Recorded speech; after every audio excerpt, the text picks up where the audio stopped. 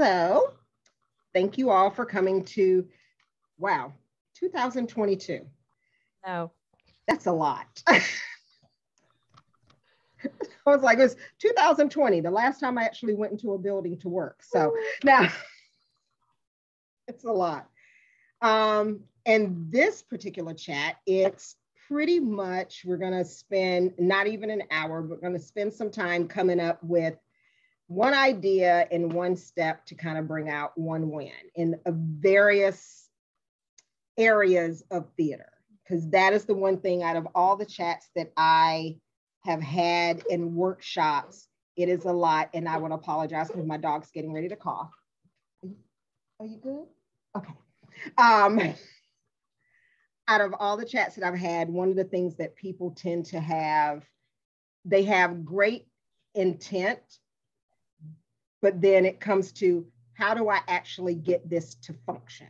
How can I come up with something that is actually doable? And I have found that doing this particular exercise helps in many ways. So the areas that we're going to kind of talk about are going to be, so I can't talk, show selection or alternative programming, show advertisement and marketing, because that is very different, which is the next category, company marketing, which includes website and pictures. And then there's board support, which is internal stuff, you know, what do we highlight? And then there's the educational piece. And all of these things can lead, help, and bolster your diversity.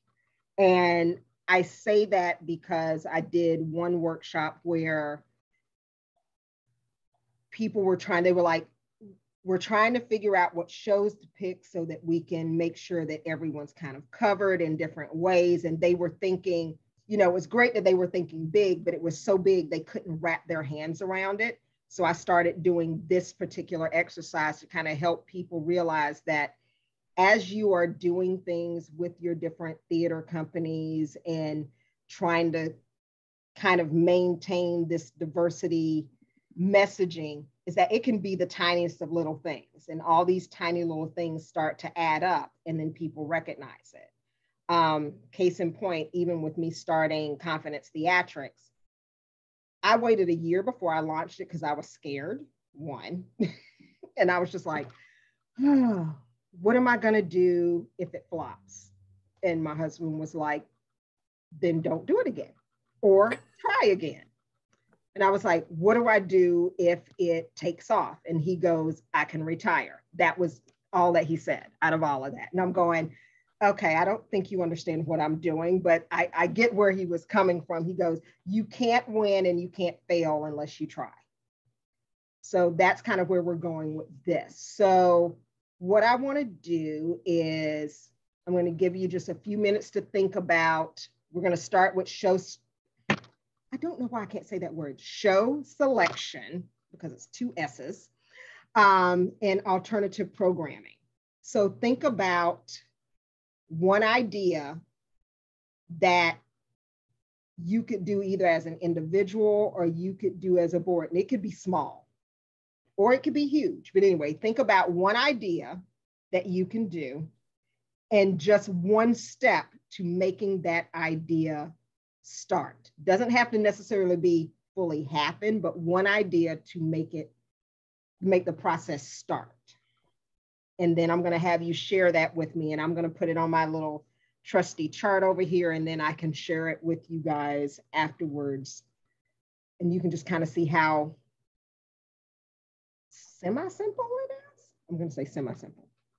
So for me, I'm going to say for show selection or alternative programming, I'm going to say one idea that I have used, and I'm going to go with things that I've used because I know they've worked, is going to be old time radio programming.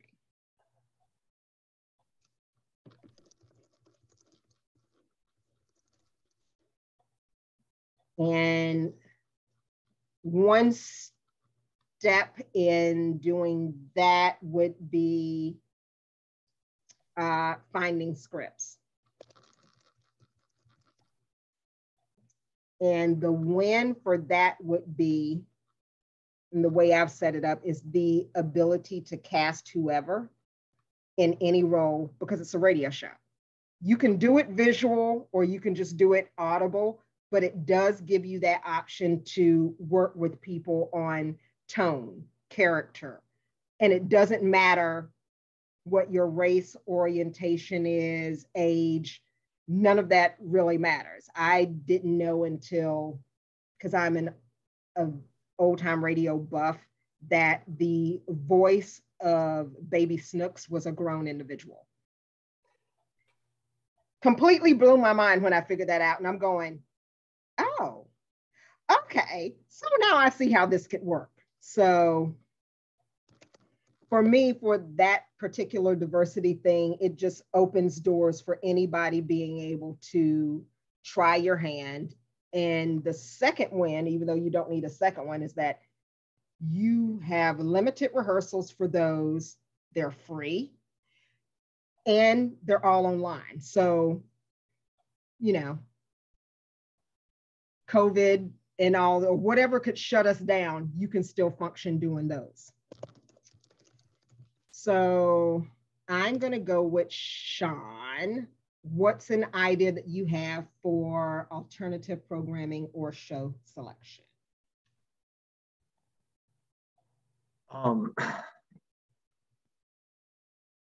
Continuing virtual, like even once, so our company is still pure virtual, like our space has not reopened yet, is not going to reopen until who knows when. But even once we do, virtual has worked out really well for us in a few different ways, and I don't want us to lose that. And it's because it lets people do small things, and it lets us, honestly, I'd say playing with technology as one step to that, because one thing I've found is that we don't have to make full sets. One of our newer club members has turned out to be very good at painting backgrounds, like small backgrounds that we can use as the Zoom backgrounds. And we've gotten some beautiful sets to go behind, like just play readings, not even full learned plays, but play readings.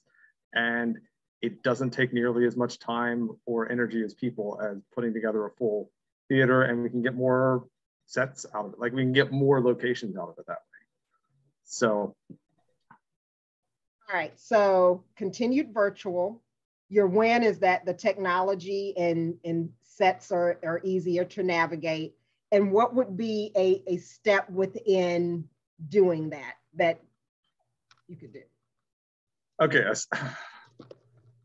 step within doing that is just learning the technology that works for you. I get it. All right, Mary. Sure.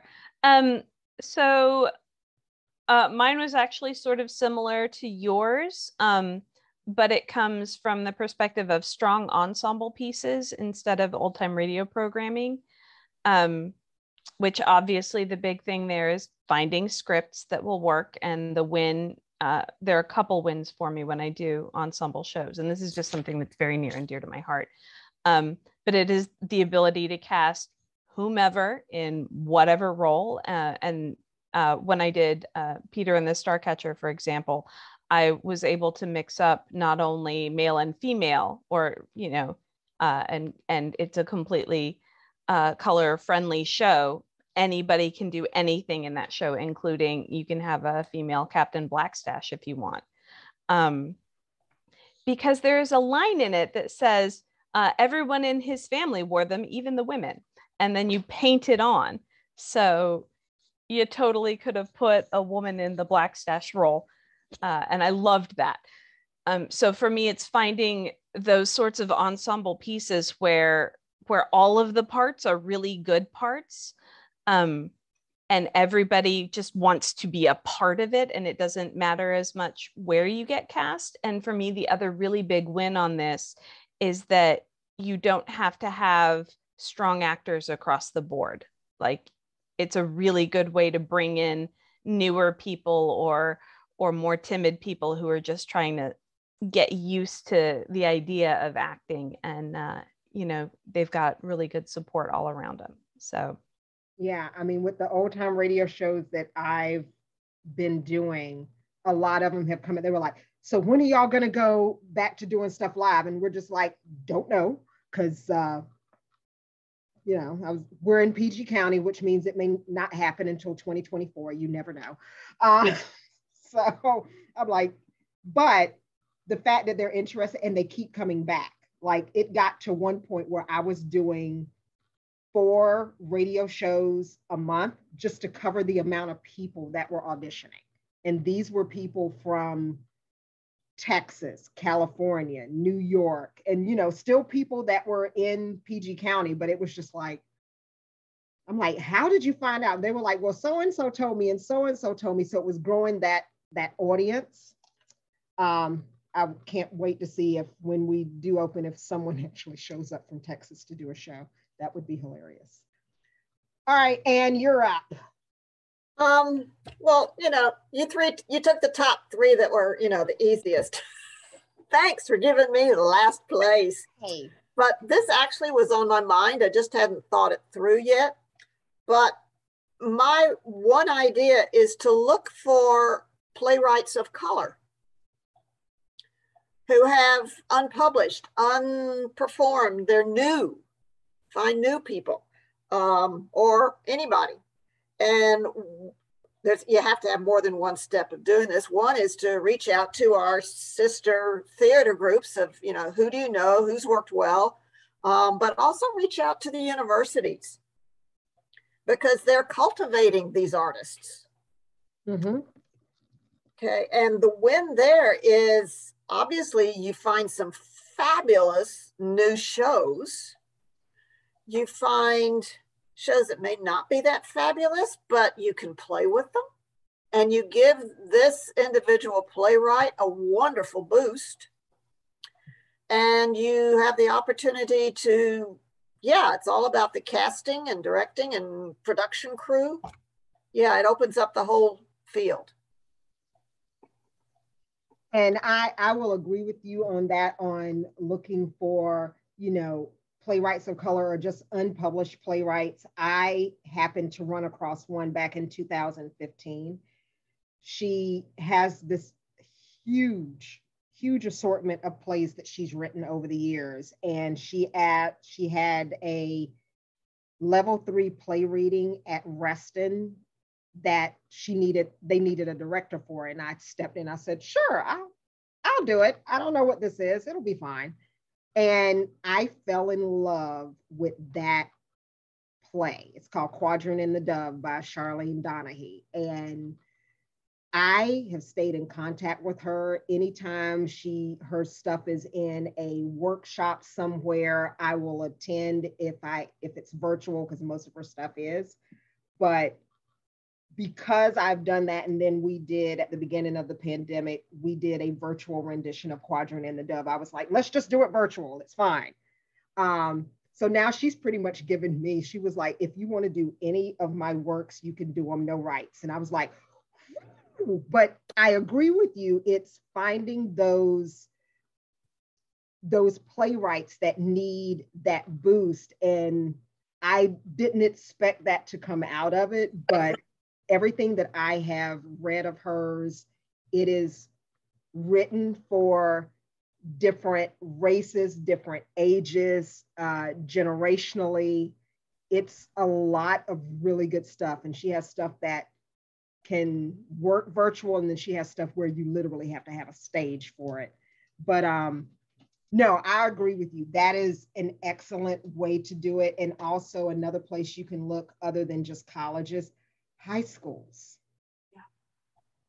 Kids are writing some amazing things. And even though this kid's no longer in high school, I'm looking at him, can't remember his name, but they just did last year a reading at Annapolis Summer Garden Theater, did a workshop of his show. I can't remember. I'm looking at him. He's a redhead. That's all I can remember. I want to call him Johnny, but I don't think that's it. But yeah, he said, I've been writing this for years. And he said, so let me get some people together and do it. But it was a great workshop. It helped him figure out, you know, what worked and what didn't. So no, I agree with you on that. Hello, Summer. Welcome. Hello, sorry I'm late. Oh, no, no problem. We were just talking about coming up with an idea and a step and what a win would be, just simple things for show selection and alternative programming. And now we're going to move on to show advertisement and marketing. And by this, it's, you know, we all have, like, once we pick the show, it's like, how do we advertise it so that it can kind of speak back to diversity, you know, whatever it is. One that I can say, I do Reclaiming the Canon pieces where you discuss a piece and how it could be done through a diversity lens. And again, that's not just a racial lens. For this particular show, it was on the town at Rockville Musical Theater. They were going back to the original casting, or they were wanting to go back to the original casting of the show, but they were also doing size diversity, neurodiversity. Like, they were really trying to say that anyone could kind of come out and do this show. So that was the one idea, to do a Reclaiming the Canon piece to kind of explain your concept of what they were doing with the show and how it speaks to their diversity platform. And so that's the idea. The step in that would have been doing the actual recording and subsequently posting it on their website or in their marketing materials. And the win for that, for them, was the fact that they did have some people that came out to audition for the show that were like, we were very much interested in your messaging from, you know, that video that you put out, and we were very interested. And these were new people that weren't their normals. So it kind of opened up that idea of how the community around you that you know and don't know view your theater company. Because I have worked at Rockville many times, and it was the first time that I could see that they were really trying to cast outside of their normal type, size, color, whatever it was. So that was good for them. And they were like, I think we need to continue this. I was like, yes, you should. So we'll see if they continue it. But that's just a show advertisement idea step win that kind of worked for them. They got new people in. So to kind of bring Dr. Reginald and Summer up to speed, we're going to go this time. We're going to have Ann go first on show advertisement and marketing, where you come up with an idea, a step, and a win.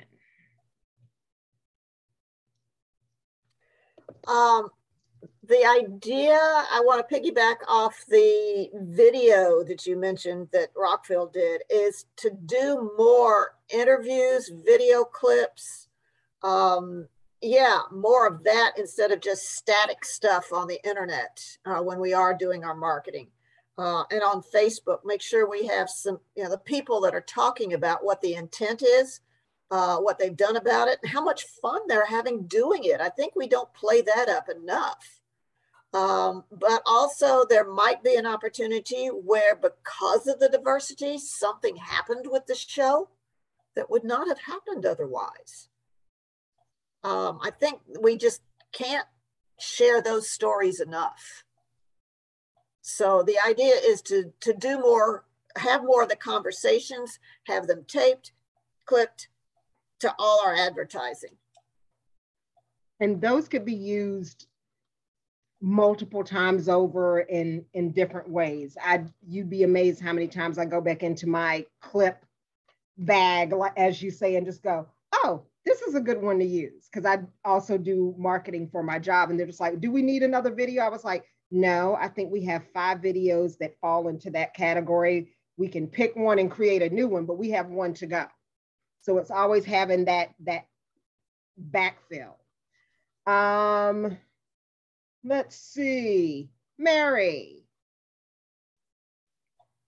Sure. So this is something I was actually talking to one of my friends about today. And for me, the advertisement and marketing that I would like to see happen is a little more interaction with some of the small locally owned businesses in our area, specifically if they have in any way a relationship to the arts, whether it's the people that own them like the arts or whether they're doing something that can be framed with the arts, and finding a way to do some sort of marketing exchange. I know that in a perfect world, you sell those slots in your program and you make a little money off of them, but I would love to see the idea of, hey, we'll take your local individually owned business and we will put an ad for you in our program, and how about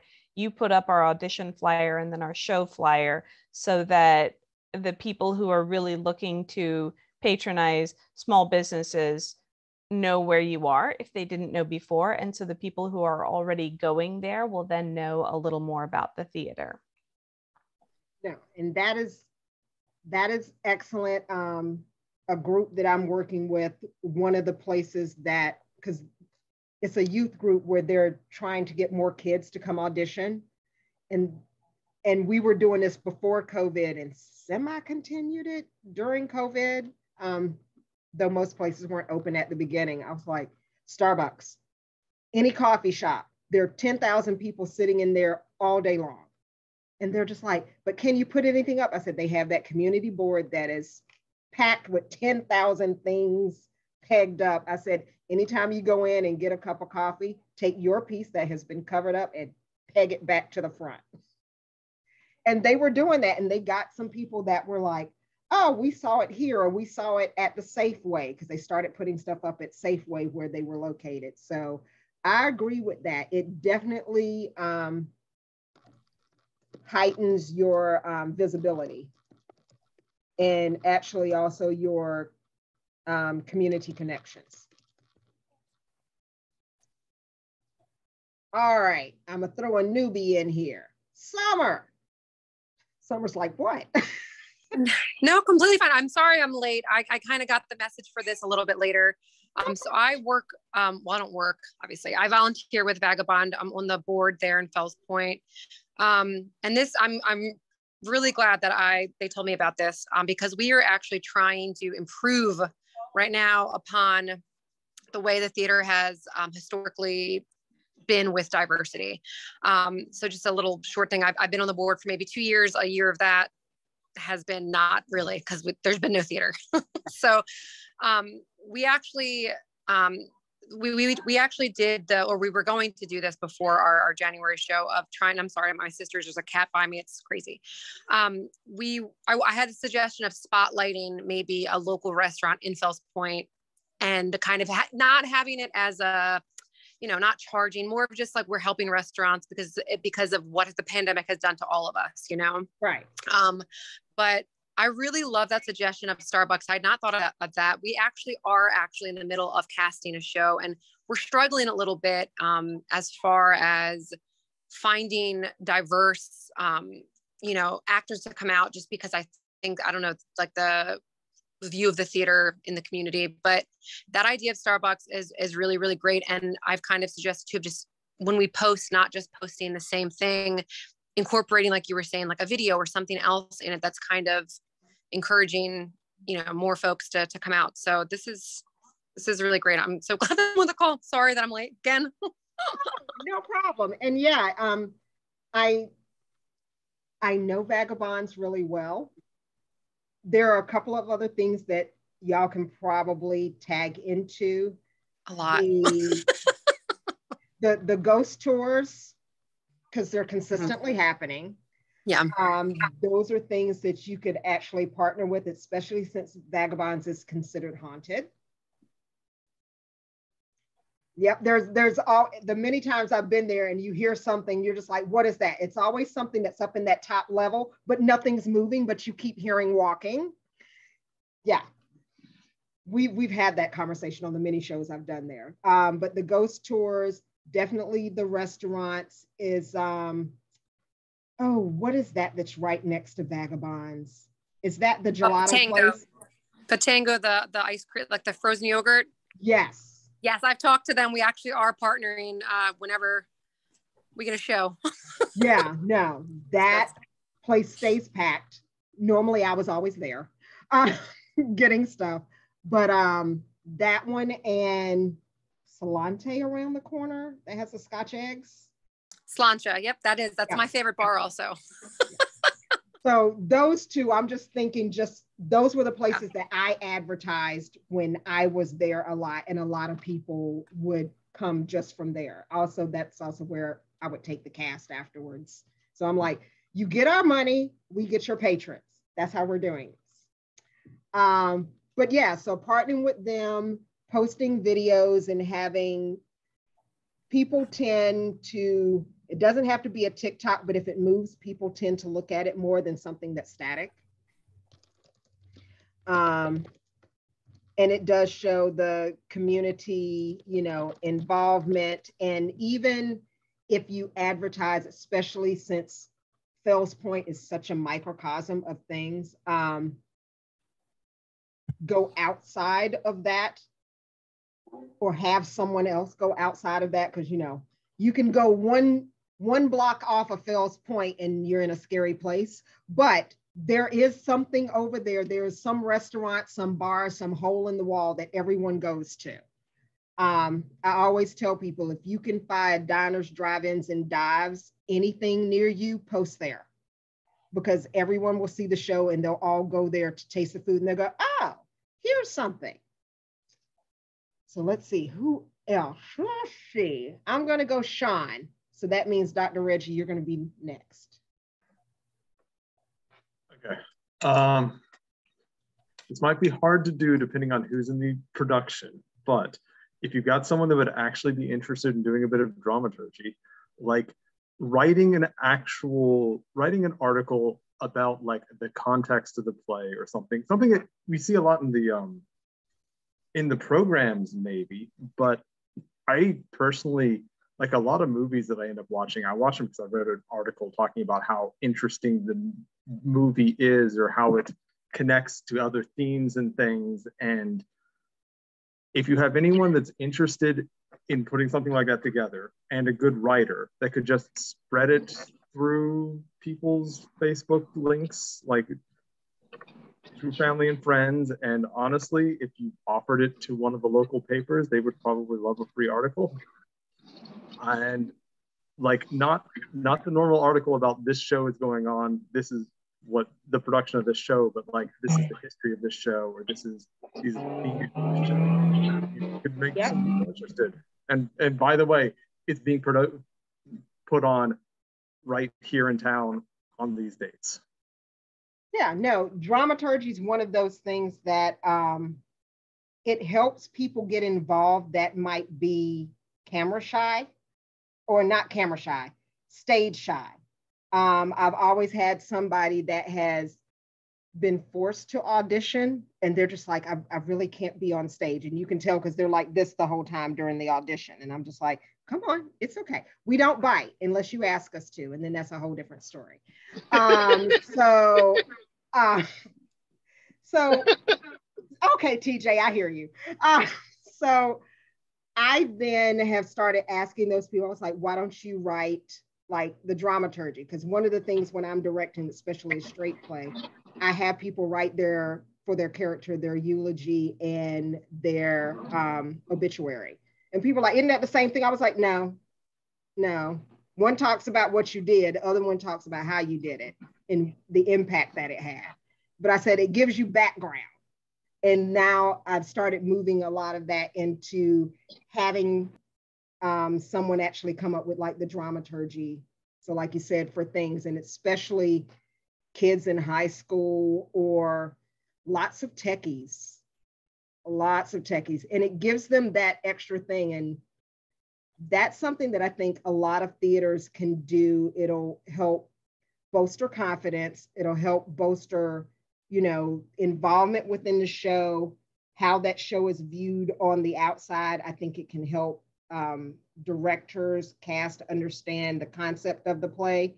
But one of the things that it does, it's a lot of good training, because most professional theaters that I know of, or at least I know of at least 10 that have dramaturgs on staff.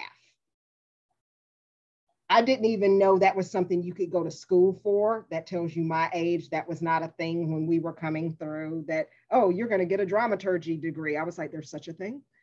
But you don't need a degree to do dramaturgy. You just have to be able to research and have an opinion. So, but there are lots of people that's their theater career now, getting paid pretty much $50,000 to $60,000 to write opinions. Yeah, I'm in the wrong line of business. So, all right, Dr. Reginald Garson. Yes, I believe the original question, just to clarify, just to talk about what could be done in regards to marketing. Advertisement and marketing. We're just thinking of the basis for the whole conversation is that we get so caught up in trying to find diversity, and like we're big thinkers about diversity, and I'm trying to pull it down to just little tiny quick wins, that diversity actually just feeds its way through everything that you do in theater. So this one is about show advertisement and marketing.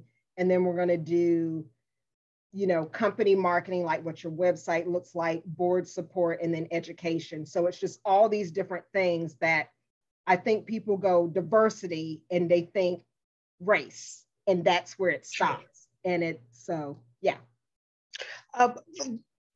The one quick thing that I could mention, I'm Dr. Reggie. I'm at the Laurel Mill Playhouse, right on Main Street. And so a couple of things that's happened in the past, and it worked well in terms of just partnership with local restaurants, and what that looked like. I remember a couple years ago, but these would be the types of things that we would just have to find more ways of doing it. But we had a murder mystery.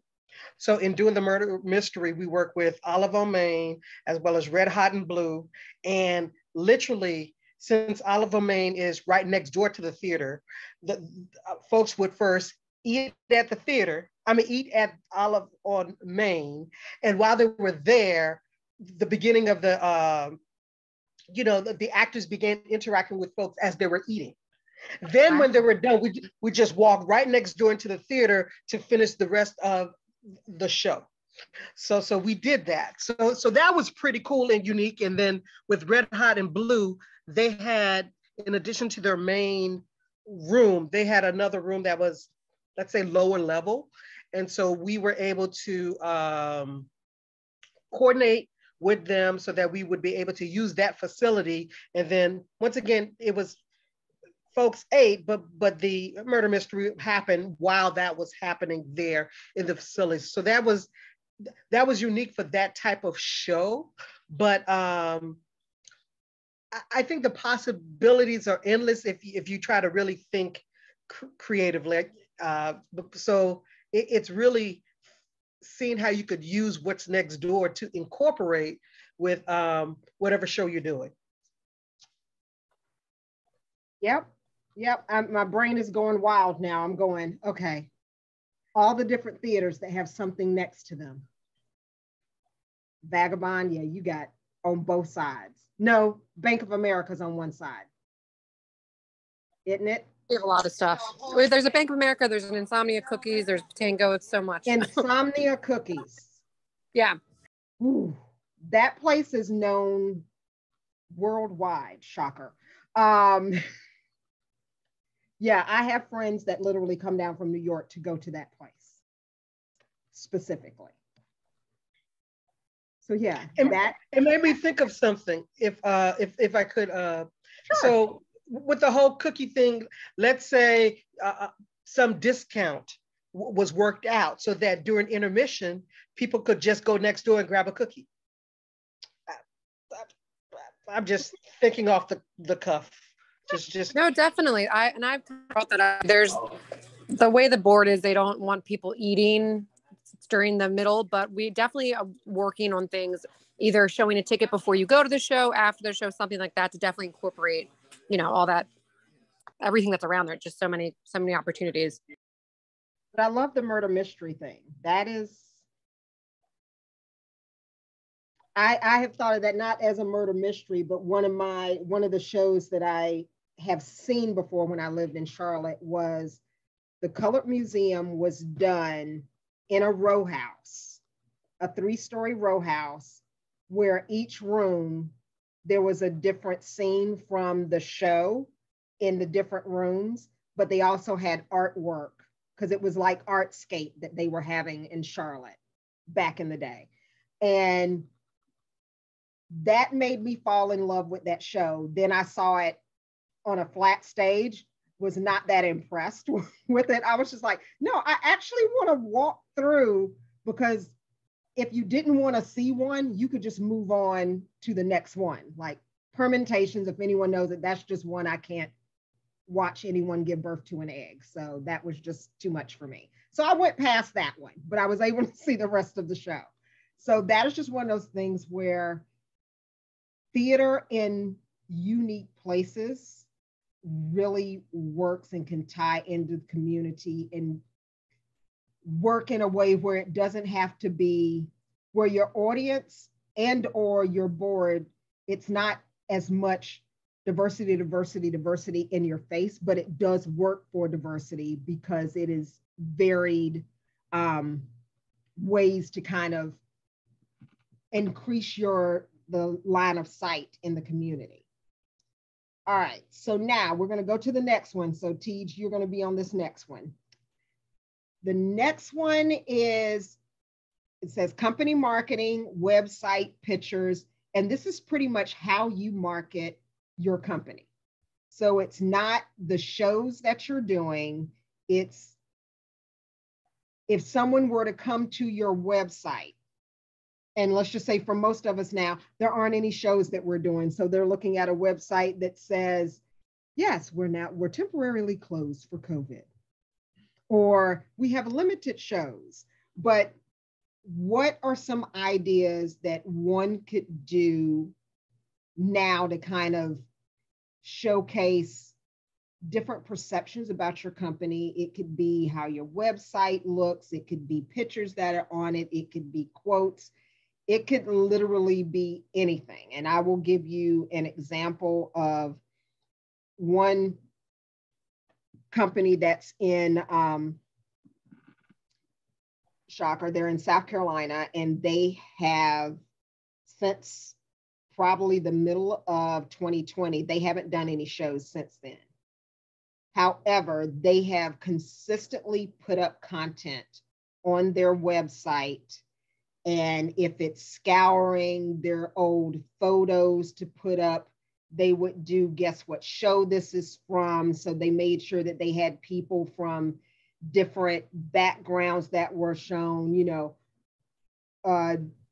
quizzes as in, we did a show that involved X, Y, and Z. Can you name that show? If you can name the show, you get, a $5 gift certificate to XYZ or whatever. So they just had these things that they have been doing on a monthly basis to kind of keep themselves viable within the community. And even when they did external shows that were outside, they would either do a stream, and that's a link that's back on their website. If they did a community diversity workshop, and they took pictures from that and put that on their website. So it was just more of, how can we make, since we're not doing quote unquote shows, how can we make the outside world see that we are still engaged and connected to the community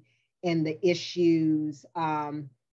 Also at this theater company, not far from the theater company, they had a lot of unfortunate drug overdoses, not due to them, but just the area that they were in. So they joined with the city to do like a community cleanup and like a drug prevention thing. So all those things that they normally would not have done because they were like, we're too busy putting on shows, which we all know once you say we're going to do shows, a lot of this other stuff trickles to the bottom. So that's just something that they have been doing. And now that they're back to doing shows, they can still have those things, but they now just have a list of things where they can say, okay, remember when we did the, oh no, this is not them. It's another group where they decided to, Alley Theater Company, they're doing theater training for DC incarcerated men. Yeah, I think it's just men. But they have all those pictures on their website now where they are literally in, in the jails doing scene work with different inmates. Not suggesting that for anyone, but that's just something I was like, okay, now that's going out of the box. Not saying that I would be comfortable going in there, but I give them kudos. But that was just a nice outreach. So with that, so now we have to come up with an idea, just one step or two if you have them, and then what that would equal as a win if you were to actually carry it out. And I'm gonna go, TJ, you're first. Are you in your truck? No, I'm in my car, but that's close enough. Okay. But we're good. So I apologize if a slew of profanities escaped my mouth.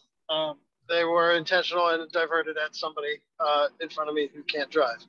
I would just say, as you're going through all of that, the first thing that popped in my head is that representation matters, and people like to see themselves, not necessarily themselves, but a representation of themselves on websites, in programming and stuff like that. So finding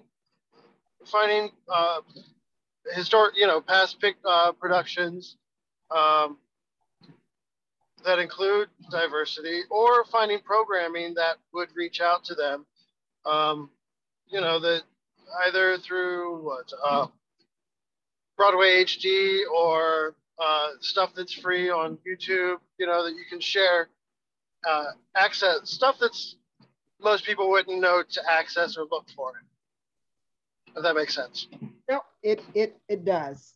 Completely. I get so many emails of, especially now doing the diversity work, of different groups that are doing so many different things. And they're just like, here, it's a free viewing. And I'm just like, oh, okay. And I watch it, and it's some really good and unique stuff.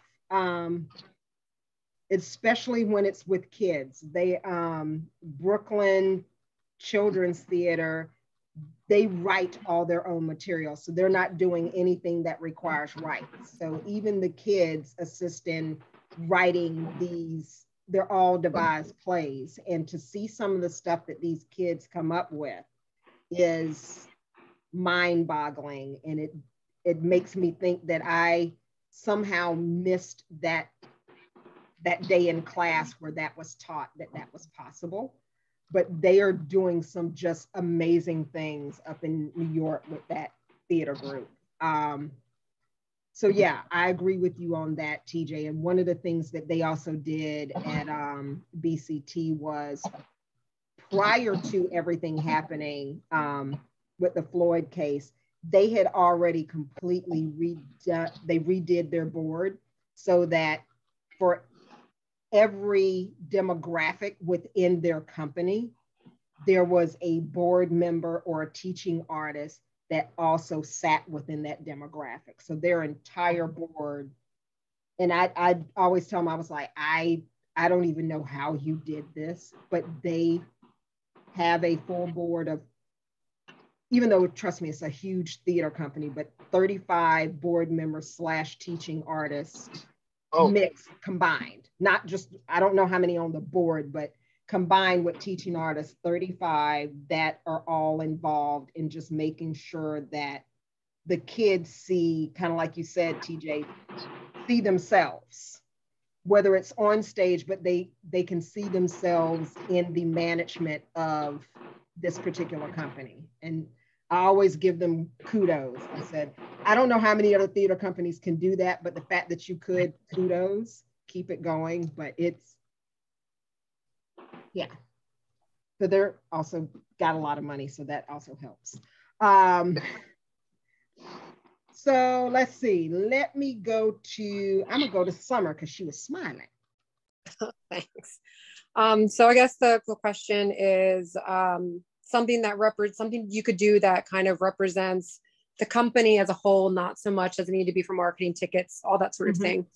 So as I mentioned, we're still working again on casting diverse roles, but not just race, which is again something that I think has been hard as someone coming in new, is to tell and show is that it's not just about race, it's about all these things, you know, it's not checking a box. So we are working on that, but we have done some things over the pandemic to reach out to the community, which I think has been really great. We were able to, fortunately, so we were lucky enough, but we actually offered free headshots we have someone that does all the headshots for the actors that come in previous years. And so we had some money, and it wasn't a lot, but it was enough to subsidize these headshots for the community. So it was advertised on social media.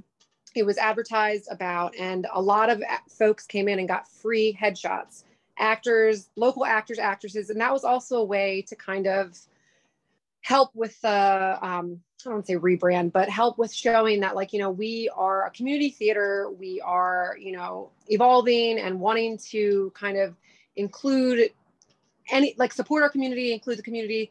So we did do that. We had also sent newsletters out during the pandemic. I know that we actually have productions this year set. So we have like 4 coming up. And, you know, we sent like I'm sure a lot of theater companies have also done it, hey, we're still here emails, and reminding folks, you know, that we will be coming back as soon as we can. And there also was something that we did on, I believe it was Facebook, where we were doing kind of these one-man shows that were, obviously you're sitting at your house, but it was, you know, folks reading scripts together and kind of putting something together for an audience. So it was a lot of time to think of new ideas.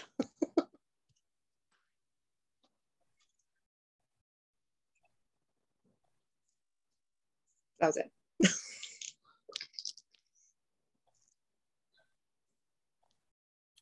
Did we lose Ricky? I'm back. No, the dog started barking because I was gonna say, I'm sorry. Door. No, somebody was at the door. Dogs didn't like that. No, but I like that, especially the free headshots. That's one of the things that I have mentioned prior to the pandemic ad nauseum, that if you were to hold an audition workshop, headshots is definitely one of those things that people tend to forget. My favorite are the headshots where someone's standing up against a brick wall going, and I'm like, really? That's not going to get you on stage per se. You know, you can tell we're just out hanging with friends and this is my cute, sexy pose.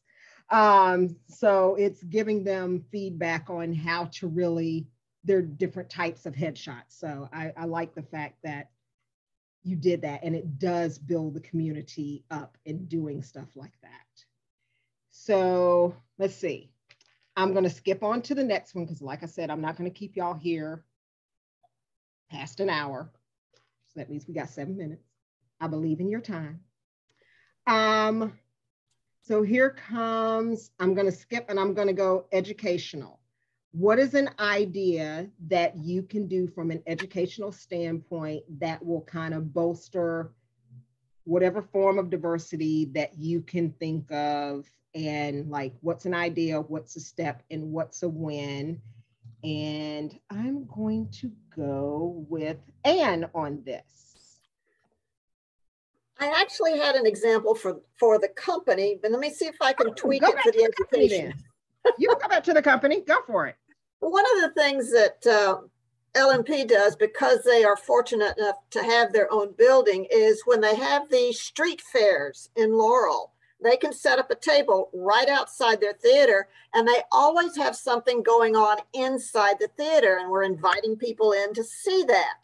They also raffle tickets and that kind of thing.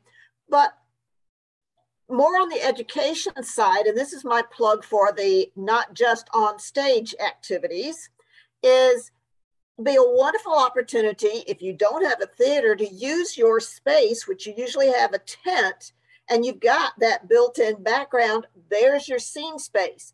Please don't do improvs, because nobody wants to get up and do improvs off the street, but have some scenes going on that then depict from different shows or the way that you've approached it, and also have something going on that's not acting, such as, gee, how do you paint a flat? And just do some techniques going on. How do you, a hammer and a nail, how do you pound that? Yeah, I know there's insurance stuff and liability stuff, but some of the simple things, how to, take a sheet and make a costume out of it.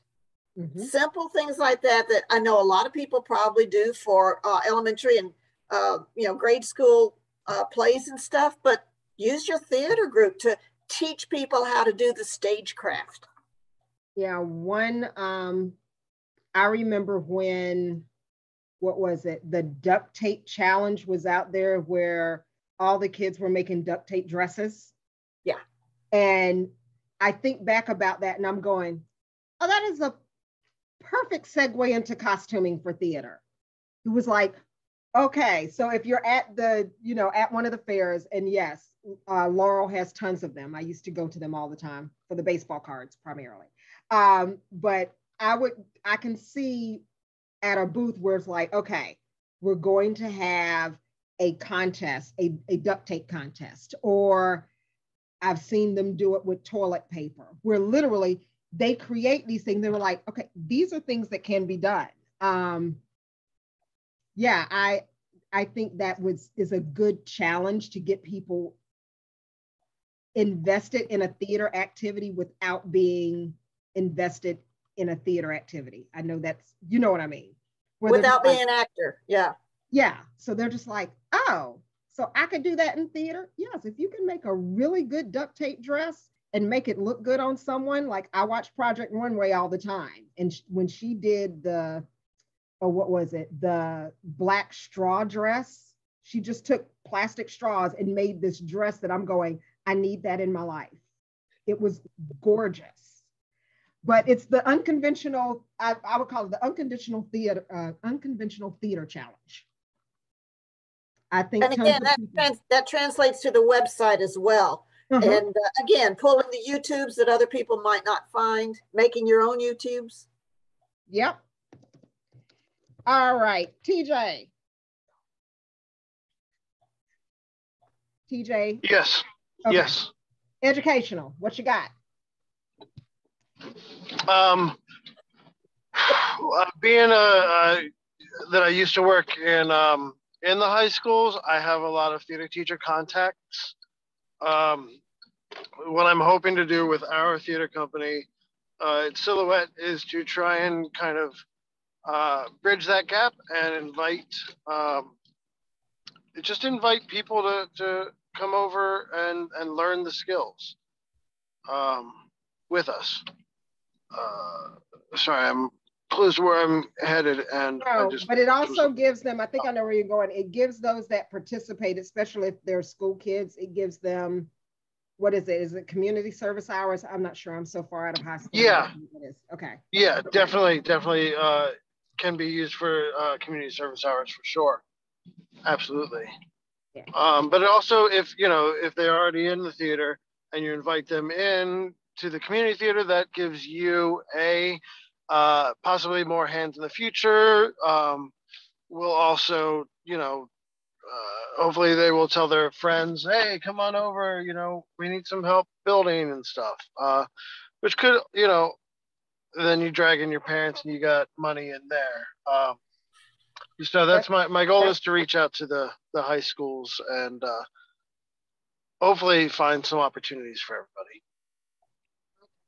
So great. So last one we're going to talk about, and this one's probably the hardest one, board support and internal stuff. So I think one of the biggest hurdles, and I think I've heard Summer kind of allude to this a little bit, is when, you know, we've been talking about diversity for over a year now, and the minute you say diversity, and it's true everywhere, ears go deaf, and they're just like, okay, here we go, back on this topic again. What is a way that you can think of to introduce a new insight into diversity to your boards and or internal staff to get them engaged? So, you know, you don't call it a diversity chat. Is it, we're going to do karaoke, and then we're going to pick all songs from the 80s that were written by someone that was Jewish? Like, I've seen all kinds of things where they have introduced diversity in very unique ways, and I'm going, okay, didn't see that coming. That's a good one. So everyone's going to give an idea on this one, but board support and internal staff to kind of change that click off of the ear whenever you say, okay, we're going to talk about diversity. Because I know at this point we've all seen the eyes roll back when it's brought up in meetings.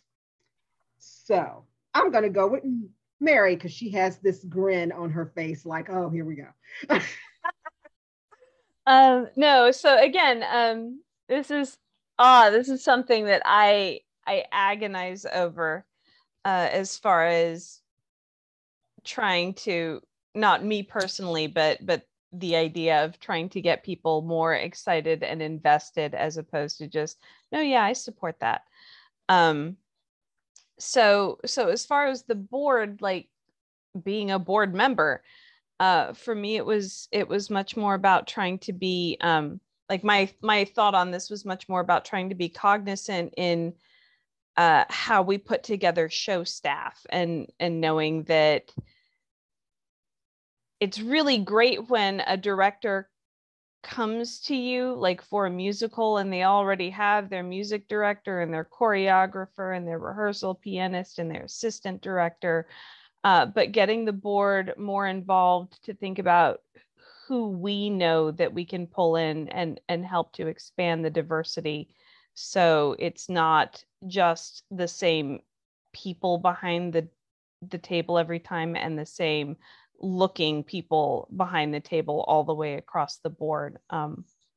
Like that was the direction I was coming from board support, was just maybe helping those directors who want to do things but don't know the people they might need to know to be able to give them a leg up. So it's having a backlog or a log, a list of people that you can kind of go to. So kind of like a go-to list. Yeah. And always, like, as horrible as it is to say, hey, go out and make a new friend this month, I feel like that is relevant. And I talk about the fact that I do community theater everywhere I go, with everyone I meet. And I've found some great help with costumes that way, because that's one of the big things I do is costuming. Just saying, hey, I do this. And whether it's someone going, oh man, I haven't sewn for an age, I'd love to help, or oh, I've never tried that before, I'd love to do that. I'm like, awesome, you can hem a skirt for me, if nothing else. Yeah. You can cut out a pattern for me, which also speaks to the education part. But I think the board being willing to do some of the legwork for staffing a show is so important. And it's so easy as a very busy volunteer board to say, man, we don't want to put on a musical unless they come to us with their people. But then you run the risk of, again, all those people looking the same and thinking the same and being the same, and then you do the same show you've always done. I can agree with that. And I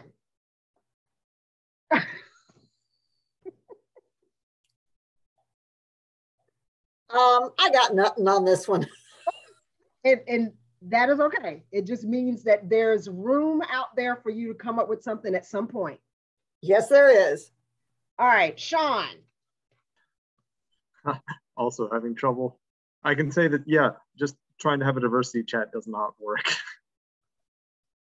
Yeah, it is very hard to have it. And I even find myself finding different ways to come up, entice, and come up with different things. And a lot of it is just finding new ways to get like that conversation started. I will give you an example that for a workshop that I did back in December, and it's kind of fit with what Mary was saying. They were like, yeah, I said, do you ever just go out and just talk to people as you're out shopping? I said, I'm not saying, be my husband who will talk to a rock until it talks back, but just, if you're theater, I'm an introvert theater, which is very odd. But to have that, to be able to have those conversations with people that you kind of run across. And one of the people that attended that chat came back and said she was in the mall buying something and started talking to the person that was checking her out. And they just kind of got to chatting. And she said, yes, I do theater. And they were like, oh my gosh, I haven't done theater since I was in college. I'd love to get back into it, but I don't know where it is. That person is now on their board. They literally not only are going to come audition, but literally within 30 days, they joined that board. So it literally is the conversation. And then another thing that came out of that workshop that I did was one theater company actually had business cards. And literally when they're going out, you know how you're like, oh, number, we now go and put the number in the phone, which is really great. But if you're talking about kind of spreading things out, to put something that is hardcore in someone's hand carries so much more weight, because I can't tell you how many numbers I have in my phone. I have no idea who those people are. I'm just like, obviously I put it in here or had them put it in here, but I'm not sure who they are. But that card that says, Confidence Theatrics or Laura Mill Playhouse, and, you can put anything kind of on the card. But yeah, that was something that I was like, oh my gosh, that's really great. And then I came home and ordered cards for Confidence Theatrics because ding, I didn't have that. Don't know why I didn't, just it didn't occur to me until they said that. And I was like, oh, okay, I probably need to order cards for myself. So that's something. All right, Dr. Reginald.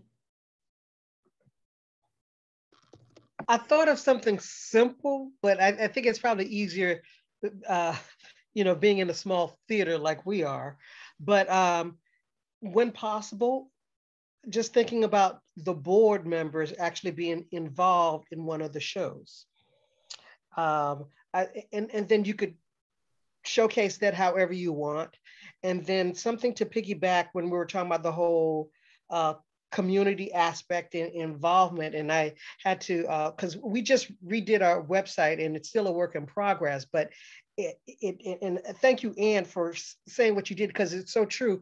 We have done a lot of, the different types of festivals and outdoor events in terms of community involvement. So why don't we, and I'm gonna let them know, have a place on our website, community something, whatever. And it'd be different pictures of us involved doing different things within the community that's not necessarily theater related, but is showing that we're engaging with the local community. Mm-hmm. And you could put your outdoor step class on there. Yes, that would correct. Yeah, because I keep saying it and I'm going, man, it's just, I'm like, wow. And I connected with Laura Mill Playhouse, though I know it's not. I connected with Laura Mill. Gotcha. Okay, but I love that. TJ. Yeah, my go-to is just force feeding people. Like, I just don't like to sugarcoat it. I'm like, no, this is important. You need to do it. So just do it.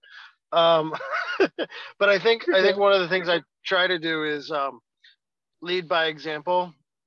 And if I don't, at least if it's not a direct diversity chat, at least I can bring that to them. For last year when we did Brooklyn, at least it's a production that most of the board members hadn't heard of before, and are at least now familiar with it, having watched it since doing it. So, I mean, if that's something that I can do, it's usually going to be just bringing it to them and forcing them to, not forcing them, but requiring them to watch it or finding some content, you know, and highly recommending that they watch it as well. You know, it's you can lead a horse to water, but the only thing you can do is drown it. Oh my gosh. That's my point. When we did Brooklyn, what I did, I forced my sisters to watch it and tell me everything that was wrong with it, which meant they would watch it just so they could critique me, but they ended up loving it.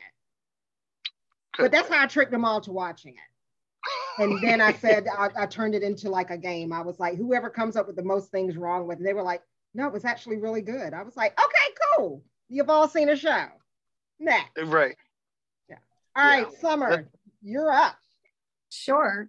So this is something that, I mean, and I'm sorry, I'm like gone in every room of my sister's house. So I have a lot of people over. There's a lot of people over, but this is something that our board is actively, we are definitely not, I don't want to say the word is struggling. So we have a board, we've made a diversity and inclusion kind of subcommittee and whatnot, which I think it's successful in the sense that it shows that the board recognizes that we need to work on this issue. And the way that I've approached it is kind of a mixture of what everyone has said. What TJ has said is, yes, when things happen or, you know, we see something that, hey, this cast isn't reflective or whatnot, I bring the attention to the issue, but I do try to also kind of calm everyone down. When we start talking about it, it's like, okay, recognize this is the issue, recognize that we are not going to do everything correct, maybe the first time around, but recognizing small wins. So if we have something, I said, you know, one of the things that we talked about, because I know that it can be a little overwhelming, especially for a theater as old as the one that I am with, to kind of change. But I think that small changes are better than no changes. So that's kind of where we are now is, you know, if we can't cast every show perfectly, we need to at least do a different show every year, a different show that's not, you know, a main production or something like that, mainstream, I guess. But just celebrating small changes and recognizing that there are still a lot of changes to come. Just that way people don't get overwhelmed, and it's kind of just one step at a time is kind of what I've always said when we have, you know, things happen. We had a show that we're not doing now because we could not find the cast to represent the show. And everyone here, the issues that we have is that the networks that we have, in my opinion, are old networks that we're so used to leaning on, but all of those networks look the same. So my struggle now is kind of pushing the board to maybe think of different ways to build a network, not leaning on the network, but building a new network, because, you know, the old one is just looking the same every time. But yeah, so small wins, I think, I would say. And I love that. So I'm going to have to put that in as something that one of the upcoming chats is finding a new network. There's a message me. I need to be on that. Yeah, there's a way to do it. It just, you just have to sit there and say, this is what I'm doing. But yeah, all of these things that we have talked about, from show selection, alternative programming, show advertisement and marketing, company marketing, website, pictures, board support, internal stuff, and education. These are all great steps, great ideas, ideas, and they all culminate into amazing wins. I will make this pretty and make it look like something someone would want to look at other than my chicken scratch, which it is right now, because I don't do shorthand, so tons of misspellings in there. But I will fix this, get it pretty, and not only will it be posted on the website along with this video, but I'll also send both the video copy and this to you probably within the next couple of days. But I want to thank you all for your time this evening. Sorry, I went over an hour. I tried. But thank you all for being here, for continuing to work. I appreciate you and the companies that you are working with and for. And yeah, just keep your head up and in the game. That's all I got to say. But thank you all. Thank you, Ricky. You Thank are you, so Ricky. welcome. Thanks You're so much. Have a great night.